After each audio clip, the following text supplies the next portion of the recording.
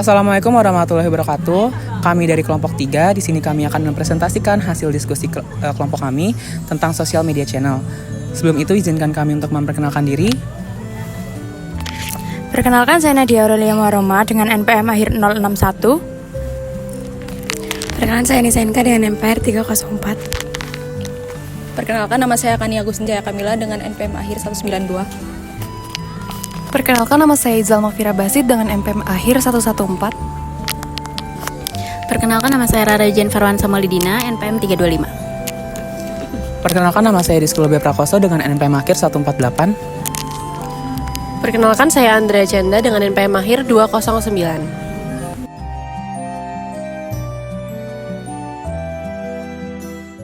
Jadi, media sosial adalah media yang digunakan oleh konsumen untuk berbagi teks, gambar, suara, video, informasi dengan orang lain. Media sosial juga digunakan seseorang untuk mendapatkan daring sosial dengan berbagai isi berita, foto, dan lain-lain dengan orang lain.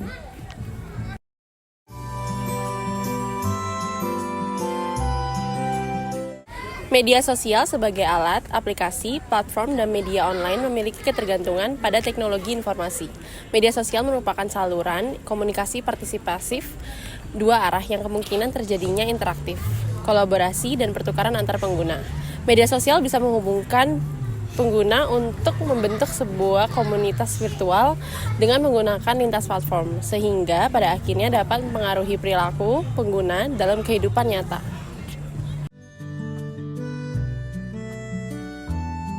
Jenis-jenis social media channel. Yang pertama ada social networking, jenis layanan yang fokus pada terbangunnya jejaring di antar penggunanya untuk saling berbagi pesan, informasi, foto, atau video.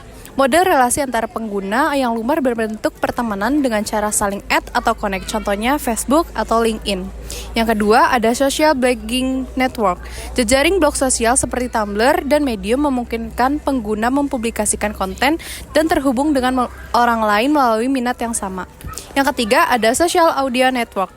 Jejaring audio sosial seperti Clubhouse dan Twitter Space memungkinkan pengguna untuk terlibat dalam percakapan dan diskusi berbasis audio. Live stream sosial media. Platform media sosial streaming langsung seperti YouTube Live dan Facebook Live memungkinkan pengguna menyiarkan konten video secara real time. Selanjutnya ada microblogging. Microblog ialah suatu bentuk kecil dari blog. Pengguna microblog hanya bisa memposting tulisan dengan 200 karakter, contohnya Facebook dan Twitter. Selanjutnya ada media sharing. Platform sebagai media seperti Instagram dan Flickr memungkinkan pengguna berbagi foto dan video dengan orang lain.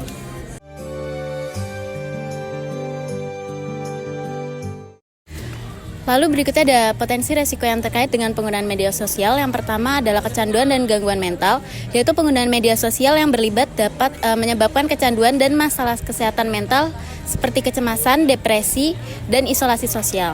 Yang kedua, ketergantungan pada dunia maya, yaitu individu dapat menjadi terlalu terlibat dalam kehidupan online mereka dan sulit berinteraksi dengan dunia nyata. Lalu yang ketiga, ketidaknyamanan data, yaitu informasi pribadi yang dibagikan di media sosial dapat menjadi target untuk pencurian identitas dan pelanggaran privasi.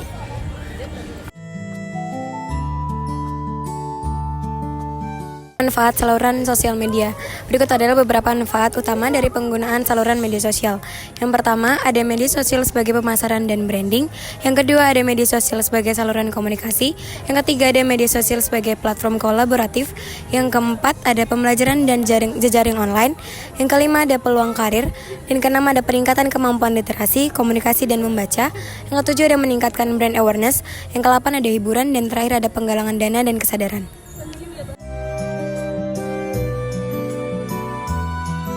Platform media sosial yang paling populer, yang pertama ada Facebook. Facebook adalah salah satu platform media sosial yang paling banyak digunakan dengan pengguna dari 2,7 miliar pengguna aktif bulanan. Yang kedua ada Instagram.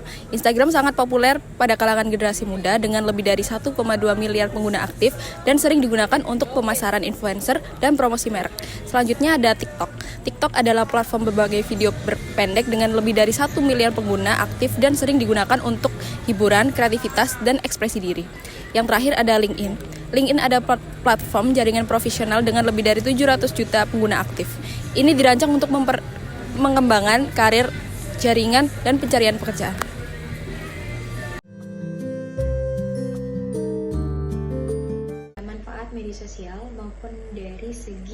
individu maupun bisnis serta potensi risiko yang terkait dengan dengan penggunaan media sosial. Jadi yang pertama yaitu manfaat media sosial untuk individu.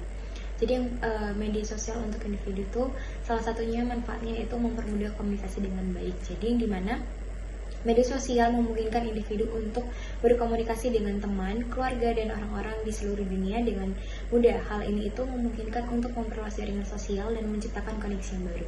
Selanjutnya ada manfaat media sosial untuk bisnis. Media sosial yang juga memiliki manfaat bagi bisnis, yaitu salah satunya meningkatkan brand awareness dengan memanfaatkan media sosial untuk membagikan konten marketing yang menarik, yang dimana bisnis dapat meningkatkan kesadaran merek di kalangan konsumen. Konten yang viral dapat membantu memperluas jangkauan bisnis dan membangun kepercayaan pelanggan. Selanjutnya ada potensi risiko terkait dengan penggunaan media sosial, yang dimana banyak manfaat dan pastinya juga ada risiko yang dihadapi oleh penggunaan media sosial. Selain sebagai salah satunya yaitu kecanduan dan gangguan mental, yang dimana penggunaan media sosial berlebihan dapat menyebabkan kecanduan dan masalah kesehatan mental seperti kecemasan, depresi, dan isolasi sosial seperti itu. Beberapa fungsi media sosial menurut umum pada tahun 2020 sebagai berikut. Yang pertama yaitu komunikasi. Media sosial pada awalnya hanya berfokus pada membangun ekosistem komunikasi yang baik bagi pengguna. Namun, seiring berkembangnya internet dan teknologi, media sosial lebih dari hanya komunikasi. Media sosial telah menjadi dunia kedua bagi manusia di seluruh belahan dunia untuk berkumpul dan berinteraksi. Media sosial telah berhasil membangun komunikasi yang tanpa batasan waktu dan geografi. Yang kedua, branding. Fungsi kedua dari media sosial yaitu branding. Setelah berhasil membangun tempat berkumpul untuk seluruh manusia dari berbagai belahan dunia, media sosial selalu berkembang dan menyediakan berbagai kebutuhan dari manusia. Salah satunya yaitu branding. Branding sendiri adalah cara seseorang dalam membangun sebuah citra di mata banyak orang. Untuk melakukan branding, pengguna biasanya memiliki cara yang unik dan khas untuk mendesain akun media sosial sehingga menarik untuk dilihat pengguna yang lain. Hal itulah yang menjadikan akun media sosial mirip seperti dunia nyata, karena setiap orang memiliki ciri khasnya masing-masing. Yang ketiga yaitu marketing. Fungsi dari media sosial untuk melakukan marketing atau pemasaran. Sebagai platform yang selalu digunakan oleh manusia, sekarang ini media sosial berhasil menciptakan layanan yang memudahkan pebisnis untuk mengenalkan dan menjangkau lebih banyak konsumen. Cara ini terbukti efektif untuk meningkatkan keuntungan dan memudahkan pengguna untuk mendapatkan kebutuhannya. Dapat disimpulkan bahwa media sosial sangat menguntungkan dalam penggunaannya jika bijak dalam menggunakan media sosial dengan mencari hal-hal yang positif sebagai sumber informasi yang cepat, akurat. Selain sebagai media komunikasi, media sosial bisa dijadikan sebagai usaha branding nama agar terkenal dan memanfaatkan media sosial sebagai marketing yang sangat efektif karena media sosial sekarang bisa diakses oleh seluruh kalangan.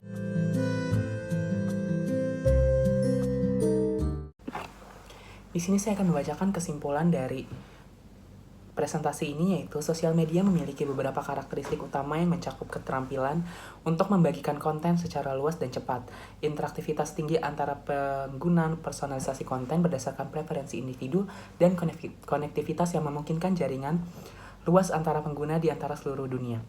Selain itu, sosial media memfasilitasi komunikasi dua arah, memungkinkan pengguna untuk berpartisipasi secara aktif dalam diskusi dan konten. Ada berbagai jenis saluran sosial media yang meliputi platform jaring sosial seperti Facebook dan LinkedIn, platform berbagi media seperti Instagram, YouTube, dan TikTok, platform microblogging seperti Twitter, forum diskusi seperti Reddit dan Quora, serta platform pesan instan seperti WhatsApp dan Telegram. Setiap jenis saluran memiliki fokus dan cara penggunaan yang berbeda-beda, disesuaikan dengan tujuan dan kebutuhan penggunanya. Manfaat utama dari saluran sosial media antara lain meningkatkan visibilitas atas exposure merek, memperluas jangkauan audiens, memperkuat hubungan dengan pelanggan, menyediakan platform untuk feedback langsung, dan mengoptimalkan strategi pemasaran melalui data dan analitik yang mendalam.